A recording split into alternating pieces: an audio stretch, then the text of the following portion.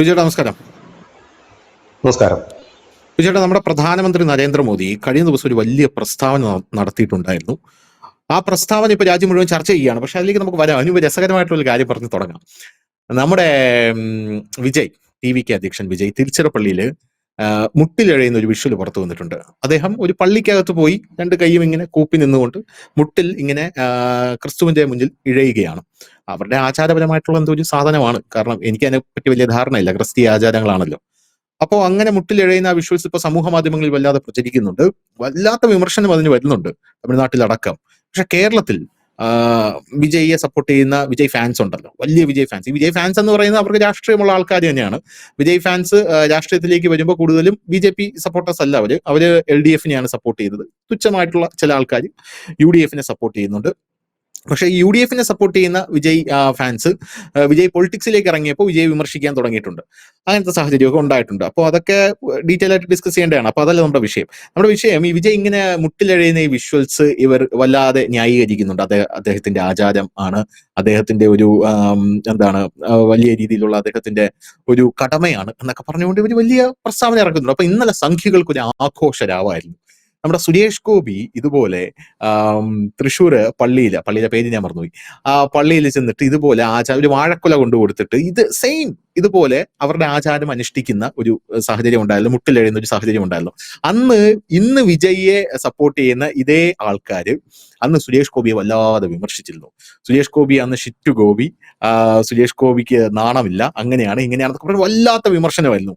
അപ്പൊ അതായത് വിജയിയെ ഇന്ന് അനുകൂലിക്കുന്നവരുടെ പഴയ സുരേഷ് ഗോപിയെ വിമർശിച്ചതിന്റെ പോസ്റ്റുകളുടെ സ്ക്രീൻഷോട്ട് അടക്കം എടുത്തിട്ടുകൊണ്ട് സംഖ്യകൾ ഇന്നലെ ഇവർക്ക് സമ്പൂർണ്ണമായിട്ടുള്ള പൊങ്കാലയായിരുന്നു എന്നുള്ളതാണ്. അതായത് സുരേഷ് ഗോപി ഇവിടെ ക്രിസ്ത്യൻ പള്ളിക്കകത്ത് വന്ന് കിഴങ്ങ് പുഴുങ്ങുകയല്ലായിരുന്നു. വിജയ് ചെയ്താൽ ഓക്കെ, സുരേഷ് ഗോപി ചെയ്താൽ ഇങ്ങനെയാണോ എന്നുള്ള രീതിയിൽ ഇന്നലെ സോഷ്യൽ മീഡിയ മുഴുവൻ വലിയ തരംഗമായി മാറിയിരുന്നു എന്നുള്ളതാണ് പ്രധാനപ്പെട്ട കാര്യം. അപ്പൊ ഇത് കാണുമ്പോൾ എനിക്കൊരു കാലത്തിന്റെ കാവ്യനീതി എന്ന രീതിയിലാണ് തോന്നുന്നത്. അപ്പൊ അതവിടെ നിൽക്കട്ടെ. നമ്മുടെ വിഷയം എന്ന് പറയുന്നത് ഇന്ന് നരേന്ദ്രമോദി നൽകിയ സൂചനയാണ്. അദ്ദേഹം പറഞ്ഞിരിക്കുന്ന ഒരു കാര്യം എന്ന് പറയുന്നത് ബംഗാളിൽ ഗുണ്ടകൾ കീഴടങ്ങണം, നിങ്ങൾക്ക് ഒരു സമയപരിധി ഞാൻ അനുവദിച്ചിട്ടുണ്ട്, നിങ്ങൾക്ക് അനുവദിച്ച സമയപരിധിക്കുള്ളിൽ മര്യാദയ്ക്ക് വന്ന് കീഴടങ്ങിക്കോ, ഇല്ലെങ്കിൽ you will pay for this. അതായത് നിങ്ങൾ വലിയ രീതിയിലുള്ള ദുഃഖം അനുഭവിക്കേണ്ടി വരും എന്ന് പ്രധാനമന്ത്രി പറഞ്ഞു. അപ്പൊ ഇത്ര ശക്തമായിട്ട് അദ്ദേഹം ഇത് പറയണമെങ്കിൽ പല ആൾക്കാരും പറയുന്നത് മോദി ഉറപ്പിച്ചു കഴിഞ്ഞു ഇത്തവണ ബംഗാൾ നരേന്ദ്രമോദിക്കാണെന്നുള്ള രീതിയിലാണ്. പിന്നെ ഇൻസ്റ്റാഗ്രാം ഒക്കെ തുറക്കുമ്പോൾ നമ്മൾ ഞാൻ ഇന്നൊരു വിഷ്വൽ കണ്ടു. ഞാൻ കാണുന്ന വിഷ്വൽസ് ഒക്കെ ഞെട്ടിക്കുന്നതാണ്. അതായത് അവിടെയുള്ള മുസ്ലിംസ് BJP-യുടെ ഈ ബാനർ എടുത്ത് കഴുത്തിലിട്ട് ജയ് ശ്രീരാം വിളിക്കുന്നു. അങ്ങനെ ഇവർക്കുള്ള ഒരു ആവശ്യം എന്ന് പറഞ്ഞാൽ എന്താ അറിയോ, ഈ നുഴഞ്ഞുകയറ്റക്കാരായിട്ടുള്ള ഇവരെ പിടിച്ച് പുറത്താക്കണം. ഈ ബംഗ്ലാദേശികളെ. അതായത് ആസാമിന് സമാനമായിട്ടുള്ള സാഹചര്യമാണ് അവിടെ ഉള്ളത്. 80 സീറ്റാണ് ഇവർ ഡിസൈഡ് ചെയ്യുന്നത്. അതായത് ഈ നുഴഞ്ഞുകയറ്റക്കാർ ഡിസൈഡ് ചെയ്യുന്നത് ബംഗാളിൽ എന്നുള്ളതാണ്. ഒന്ന് ആലോചിച്ച് നോക്കി, 80 സീറ്റ് ഓവറോൾ ഇലക്ഷൻ എടുത്ത് നോക്കുമ്പോൾ ഇവരാണ് ഡിസൈഡ് ചെയ്യുന്നത് ആരാണ് അധികാരത്തിൽ വരേണ്ടത്, ആരാണ് അധികാരത്തിൽ നിന്ന് പുറത്തു പോകേണ്ടത് എന്ന്. അപ്പൊ ആ ഒരു സാഹചര്യത്തിൽ ചെന്ന് നിന്നുകൊണ്ടാണ് നരേന്ദ്രമോദി സധൈര്യം പറയുന്നത് ഞങ്ങൾ വരാൻ പോവുകയാണ് എന്നുള്ള രീതിയിൽ, നിങ്ങൾ കീഴടങ്ങിക്കോളൂ, ഇല്ലെങ്കിൽ വലിയ പ്രശ്നം ഉണ്ടാക്കും എന്നുള്ളത്. മോദിയുടെ വാക്കുകളെ നമുക്ക് എങ്ങനെ വ്യാഖ്യാനിക്കാം? അദ്ദേഹം ഗിമിക്കുകൾ ഒന്നും കാണിക്കാറില്ല, പറയുന്നത് മാത്രമേ ചെയ്യാറുള്ളൂ, ചെയ്യുന്നത് മാത്രമേ പറയാറുള്ളൂ. നമ്മൾ ഈ നാഷണൽ ഇന്റർനാഷണൽ മാത്രം ചെയ്യുന്ന ഒരു ചാനലാണ്. നാഷണൽ പൊളിറ്റിക്സ് ആണ് നമ്മൾ ഏറ്റവും കൂടുതൽ ചെയ്യുന്നത്, നമ്മൾ ചെയ്യാൻ ആഗ്രഹിക്കുന്നത്. അപ്പോൾ നാഷണൽ പൊളിറ്റിക്സ് നമ്മളെല്ലാവരും വളരെ സാഹോദര്യം വീക്ഷിക്കാറുണ്ട്. എനിക്ക് തോന്നുന്നു കേരളത്തിൽ ഒരുപക്ഷെ പശ്ചിമബംഗാൾ BJP ജയിക്കുമെന്ന് പറഞ്ഞ ഒരേ ഒരു ചാനൽ നമ്മളാണ്. അതിനുശേഷം പലരും പറഞ്ഞായിരുന്നു. 17/4/2026 ഞാനത് പറയുന്നത്. അന്ന് ഒരുപാട് പേര് താഴെ വന്ന് കമന്റ് വെച്ചു ഇട്ടിട്ടുണ്ടായിരുന്നു, ഇത് സംഭവം സത്യമാണ്, നടക്കുമെന്ന്. ഞാൻ ഇപ്പോഴും ഉറപ്പിച്ച് പറയുന്നു അത് ജയിക്കുമെന്ന്. അതിനുശേഷം ഇന്നലെയാണ് ശ്രീമാൻ നരേന്ദ്രമോദി അവിടുത്തെ ഒരു റാലിയിൽ പറഞ്ഞത് ഏപ്രിൽ 29 മുമ്പ് എല്ലാ ഗുണ്ടകളും കീഴടങ്ങുക, 29 കഴിഞ്ഞ് നിങ്ങൾക്ക് സമയം കിട്ടിയെന്ന് വരില്ല എന്നാണ് അദ്ദേഹം പറഞ്ഞത്. അതിൽ നിന്ന് തന്നെ ഒരു കാര്യം വ്യക്തമാണ്. ഇതിനകത്ത് എന്തൊക്കെയാണ് കാര്യങ്ങൾ? നമ്മൾ വെറുതെ ചുമ്മാ ഒരു പ്രവചനം നടത്തിയ കാര്യമില്ല. നമ്മൾ അതിനകത്ത് കറക്റ്റായിട്ട് കാര്യങ്ങൾ കണ്ടു പറയേണ്ടതായിട്ടുണ്ട്. ഒന്ന്, ഞാനിത് മുമ്പ് പലപ്പോഴും പല ചർച്ചകളിലും ഞാൻ പറയാറുണ്ട്, നിങ്ങൾ ഈ വടക്കിഴക്കൻ സംസ്ഥാനങ്ങളിലെ മുസ്ലിങ്ങളെ രാജ്യവിരുദ്ധരായിട്ടോ BJP വിരുദ്ധരായിട്ടോ കൂട്ടരുത് എന്ന് പറയാറുണ്ട്. ആസാമിലായാലും ത്രിപുരയിലായാലും വെസ്റ്റ് ബംഗാളിലായാലും. കാരണം അവർ തദ്ദേശീയരായ മുസ്ലിംസ് ആണ്. ഇവരെ സംബന്ധിച്ച് ഇവർ അടിമകളാണ്. ഈ വന്നു കയറിയ റോഹിംഗ്യകളടക്കം ബംഗ്ലാദേശിൽ നിന്ന് വന്നു കയറിയ മുസ്ലിംസ് ഇവരെ അടിമകളാക്കുകയാണ് അവർ ആദ്യം ചെയ്തത്. ഇപ്പോഴും അവരുടെ വന്നു കയറിയവന്മാർ അടിമപ്പണി ചെയ്യുകയാണ് ഇവിടെ കിടക്കുന്ന തദ്ദേശീയ മുസ്ലിങ്ങൾ. ഇവരുടെ കുട്ടികൾക്ക് കിട്ടേണ്ട ആനുകൂല്യങ്ങൾ അവരുടെ കുട്ടികൾക്കാണ് കിട്ടുന്നത്. ഇവർക്ക് കിട്ടേണ്ട പൊളിറ്റിക്കൽ മൈലേജോ അല്ലെങ്കിൽ പൊളിറ്റിക്കൽ സ്ഥാനങ്ങളോ അവർക്കാണ് കിട്ടുന്നത്. എന്തിനാ പറയുന്നത്, ഇവരുടെ റേഷനും മറ്റ് സാധനങ്ങൾ പോലും അവർക്കാണ് കിട്ടുന്നത്. ഇതേ രീതിയിലാണ് കാര്യങ്ങൾ പോകുന്നത്. അത് വന്നു കയറി അവൻ അടിമകളാക്കി ഇവരെ വെച്ചുകൊണ്ടിരിക്കും. ഇതിൽ നിന്നൊരു മോചനം അവർ ആഗ്രഹിക്കുന്നുണ്ട്. രണ്ടാമത്തെ ഒരു കാര്യം, പശ്ചിമ ബംഗാൾ കൃത്യമായ ഒരു തെരഞ്ഞെടുപ്പ് നടന്നു കഴിഞ്ഞാൽ അവിടെ കോൺഗ്രസ് ജയിക്കും കുറച്ച് സീറ്റുകൾ, കമ്മ്യൂണിസ്റ്റും ജയിക്കും കുറച്ച് 1-2 സീറ്റുകൾ, കമ്മ്യൂണിസ്റ്റും ചിലപ്പോൾ കിട്ടും, CPM ചിലപ്പോൾ കിട്ടിയേക്കും. പക്ഷെ അവിടെ കൃത്യമായ സീറ്റ് ഇലക്ഷൻ നടക്കുന്നില്ല. അതുകൊണ്ട് ഇത്തവണ അവിടെ ചെയ്തിരിക്കുന്നത് പണി 2 ലക്ഷത്തോളം സൈനികരെയാണ് വിന്യസിച്ചിരിക്കുന്നത് വെസ്റ്റ് ബംഗാളിൽ.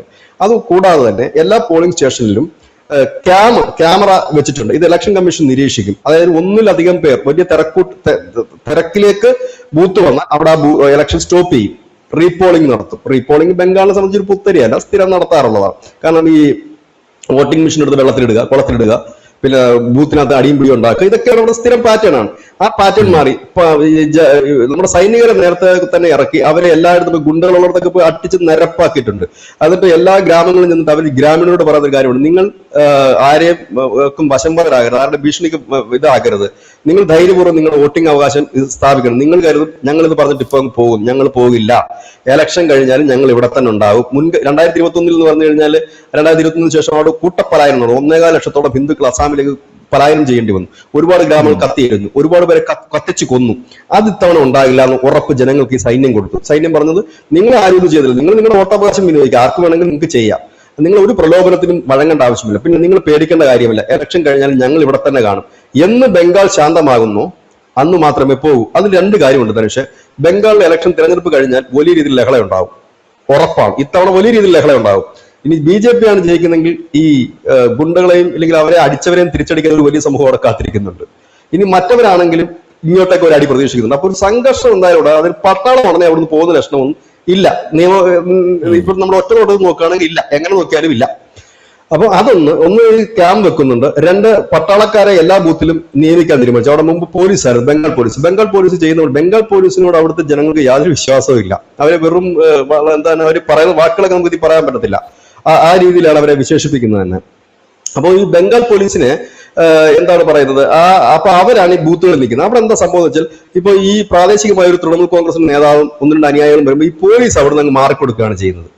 സത്യത്തിൽ പോലീസ് നമ്മുടെ നാട്ടിലാണെങ്കിൽ പോലും ഒരു കള്ളയോട്ട് ചെയ്യാൻ വന്നു കഴിഞ്ഞാൽ അത്യാവശ്യം പോലീസ് തടയും. ഒരാളൊക്കെ കാണത്തുള്ളൂ ബൂത്തിൽ, 1-2 പേരൊക്കെ. പക്ഷെ ഇത്തവണ പാറ്റേൺ മാറ്റി, പകരം തോക്കുമായിട്ട് നിൽക്കുന്നത് പട്ടാളക്കാരാണ്. അതുകൊണ്ട് ഈ അഭ്യാസങ്ങൾ അവിടെ നടക്കത്തില്ല. രണ്ടാമത്തെ കാര്യം എന്ന് പറഞ്ഞാൽ, അങ്ങനെ എന്തെങ്കിലും ഉണ്ടെങ്കിൽ അവിടെ റീപോളിംഗ് നടത്തും, നേരത്തെ പറഞ്ഞു കഴിഞ്ഞിട്ടുള്ള കാര്യം. പിന്നെ ഇതെന്ന് വെച്ച് കഴിഞ്ഞാൽ ഇപ്പൊ സുപ്രീം കോടതിയുടെ അനുമതി കൂടി ഇതിന് ലഭിച്ചിട്ടുണ്ട്. കാരണം അവരുടെയും കുരുപെട്ടിരിക്കുകയാണല്ലോ മറ്റേ ജഡ്ജിമാരെയൊക്കെ തടങ്കൽ വെച്ച്. അപ്പൊ ഇതെല്ലാം കൂടെ കാൽക്കുലേറ്റ് ചെയ്ത് നോക്കുമ്പോൾ കൃത്യമായി തന്നെ ഇവിടെ, പക്ഷെ ഞാൻ ഇപ്പോഴും പറയുന്നു, BJPക്ക് ഒരു വലിയ റീച്ച് ഉണ്ടാകുമോ ഇല്ലയോ എന്നറിയില്ല. BJP ഭരണത്തിൽ വരുമെന്ന് നമ്മൾ ഉറപ്പിക്കുന്നുണ്ട്. കാരണം മമതാ ബാനർജി നമുക്ക് അങ്ങനെ പാടെ എഴുതി തള്ളാൻ കഴിയില്ല. കാരണം അവര് ഈ 19 വർഷമായിട്ട് ഭരിച്ച പാർട്ടിയാണ്, അവർക്ക് കുറെ ഗ്രിപ്പുകളുണ്ട്. പക്ഷെ അവരുടെ മെയിൻ ഗ്രിപ്പുകൾ പലതും നശിച്ചു തുടങ്ങിയിരിക്കുന്നു. ആ ഗ്രിപ്പുകളൊക്കെ വന്നിരിക്കും. പക്ഷെ ഈ കേന്ദ്ര സർക്കാരിൽ ഈ നടപടി കൊണ്ട് ഏറ്റവും കൂടുതൽ സന്തോഷിക്കുന്ന ആരാണെന്ന് അറിയാവോ ഗണേഷ്? BJPക്കാരല്ല, കോൺഗ്രസ്സുകാരാണ് സന്തോഷിക്കുന്നത്. കാരണം ഈ മൂർഷിദാബാദ് എന്നൊക്കെ പറയുന്ന ഇടങ്ങളിൽ ഈ കോൺഗ്രസിന് കുറച്ച് പോക്കറ്റുകളുണ്ട് ജയിക്കാൻ പറ്റുന്നത്. ആ പാവങ്ങൾ ഈ തൃണമൂൽക്കാരുടെ അടിമേടിച്ച് ആയിരുന്നു തോറ്റോണ്ടിരുന്നത്. ഇത്തവണ ഇങ്ങനത്തെ ഒരു സിസ്റ്റം വരുമ്പോൾ അവന്മാർക്കും കുറച്ച് വോട്ട് കിട്ടും. ചിലപ്പോൾ 1-2 സീറ്റൊക്കെ കോൺഗ്രസിന് കിട്ടാൻ സാധ്യതയുണ്ട്. CPM ആണെങ്കിൽ 1-2 സീറ്റ് നോക്കി. ഈ കഴിഞ്ഞ ദിവസം ഒരു വാർത്ത വന്നിരുന്നു, വലിയ രീതിയിൽ ഇവിടെ ആഘോഷിക്കുന്നുണ്ട്. തൃണമൂൽ കോൺഗ്രസിന്റെ ആളുകളെല്ലാം കൂടെ CPM പോയി ചേർന്നു എന്ന് പറഞ്ഞിട്ട് മാതൃഭൂമി ഏതൊരു ചാനലിൽ വലിയ വാർത്ത. എനിക്കത് കണ്ടപ്പോൾ ചിരിയാണ് വന്നത്. അതെന്താ സംഭവം മനസ്സിലായ ധനുഷിന്? അവർക്ക് പെട്ടെന്ന് BJPയോട് പോകാൻ കഴിയില്ല ഒറ്റ നോട്ടത്തിൽ. അവരാദ്യം CPM-ലെത്തും, പിന്നെ CPM-ൽ കൂടെ ആ പാർട്ടി ഓഫീസ് ഉൾപ്പെടെ BJPയോട് വരും. അതാണ് അവിടുത്തെ ഒരു ആചാരം, അങ്ങനെയാണ്. CPM-മാർ അവിടെ നമ്മുടെ നാട്ടിലെ കണക്ക് 1-2 പ്രവർത്തകർ പോയി കാവിശാളം മേടിച്ച് പാർട്ടി മാറുകയല്ല അവർ ചെയ്യുന്നത്. അവർ പോകുന്നത് അവരുടെ ഏരിയ കമ്മിറ്റിയും കൂടെ കൊണ്ടാ പോകുന്നത്. ഓഫീസ് അടക്കം ചുമന്ന ഓഫീസാണെങ്കിൽ അത് നേരെ കാവി പെയിന്റ് അടിക്കുന്നു, അവിടുത്തെ BJPയുടെ പേര് BJP കാര്യാലയം ഒന്ന് മാറ്റുന്നു, നേരെ അവർ പോകുന്നു. അങ്ങനത്തെ സിസ്റ്റമാണ് അവിടെ. അപ്പൊ ഈ തൃണമൂൽ കോൺഗ്രസ് പോയത് ഈ രീതിയിലാണ്. ഇനി അവിടെ സംഭവിക്കാൻ പോകുന്ന മറ്റൊരു കാര്യം കൂടെ ഞാൻ പറഞ്ഞുതരാം. BJP അവിടെ ഭരണത്തിലേക്ക് കയറുന്നതിന് തൊട്ട് പിന്നാലെ തൃണമൂൽ കോൺഗ്രസ് 2ആയിട്ട് പിളരും. അവരുടെ MP-മാരിൽ കുറഞ്ഞതൊരു 10-12 പേര് BJPയുടെ പക്ഷത്തേക്ക് മറുകണ്ഠം ചാടാനുള്ള സാധ്യതകൾ എല്ലാം അങ്ങേയറ്റമുണ്ട്.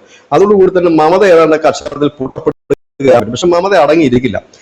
നമ്മുടെ മീഡിയ വൺ ചാനലിലെ ദാവൂദ് പറഞ്ഞതുപോലെ അവരൊരു കലാപത്തിന് ശ്രമിച്ചേക്കാം. അദ്ദേഹം പറഞ്ഞത് കറക്റ്റാണ്, കലാപത്തിന് ശ്രമിച്ചേക്കാം. രാജ്യം കത്തുമോ ഇല്ലയോ എന്നൊന്നും അറിയില്ല, കത്താനുള്ള സാധ്യതയൊന്നുമില്ല, ശ്രമിച്ചേക്കാം. പക്ഷെ അടി അങ്ങോട്ട് മാത്രമല്ല, ഒരു സൈഡ് മാത്രമല്ല, അങ്ങോട്ടും ഇങ്ങോട്ടും കിട്ടും. പോരാഞ്ഞിട്ട് ഈ 2 ലക്ഷം സൈനികരുണ്ട്. ഇനിയും ഒരു വർഷം തെരഞ്ഞെടുപ്പ് വരുമ്പോഴത്തേക്കും 23-29 തെരഞ്ഞെടുപ്പ്, അപ്പം വരുമ്പോഴത്തേക്കും കൂടുതൽ സൈനികരെ വീട്ടിൽ ഇറക്കുമെന്നത് അവരുടെ അടി വേറെ നടക്കും. അവർക്ക് പിന്നെ ഇത് BJP ആണോ തൃണമൂലാണോ നോക്കേണ്ട കാര്യമൊന്നുമില്ലല്ലോ. പ്രശ്നം ഉണ്ടാക്കുന്നതിന്റെ നടുവല്ലി ഓടിക്കുക എന്നുള്ളതാണ് അവരുടെ ലക്ഷ്യം. കാരണം അവരുടെ മുമ്പിൽ കൊടിയോ പാർട്ടിയോ ഒന്നും ഇല്ലല്ലോ, പട്ടണക്കാർക്ക് എന്തോ സംഭവം.